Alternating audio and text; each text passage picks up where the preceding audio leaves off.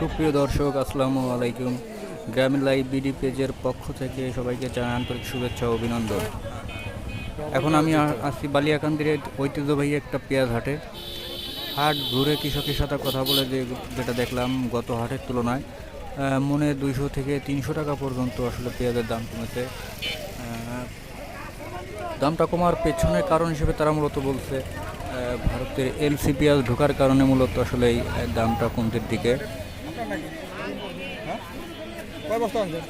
গত হাটের তুলনায় প্রতি মনে 200 থেকে 300 টাকা পর্যন্ত আসলে কম দেখতে পাচ্ছি এই হাটে।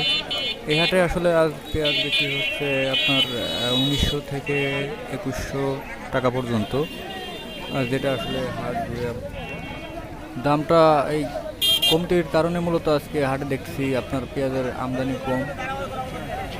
অনেকেই পেঁয়াজ বিক্রি করতে না পেরে রাত্রি দিয়ে বাড়িতে নিয়ে যাচ্ছে পেঁয়াজ। বাজার ঘুরে কৃষকের সাথে কথা বলে যেটা আসলে জানতে পেলাম, তাদের সবারই একটাই মতামত, তাদের একটা অনুরোধ সরকারের প্রতি যেন ভারতের পেঁয়াজ আমদানি বন্ধ হয়।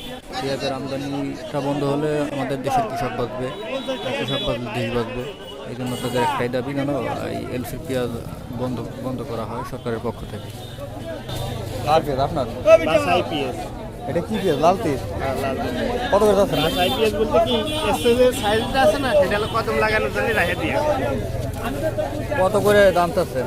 দাম হলো 2500 টাকা। 2500 টাকা। কয় প্যাকে লাগাইছিলেন?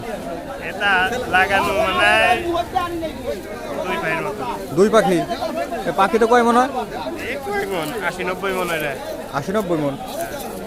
আপনার না, তাই আপনার হয়েছে কত মন এক পাখিতে? ওরকমই না, 80-90 সবই বিক্রি করে লাইছেন?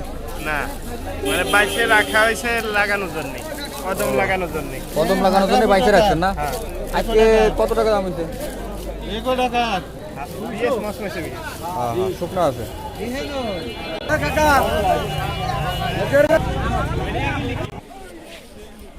ভিডিওটি যারা দেখছেন, আশা করি ভিডিওটি ভালো লাগলে অবশ্যই একটি শেয়ার করবেন, আর কমেন্টসের মাধ্যমে আপনাদের মতামত জানাবেন আশা করছি।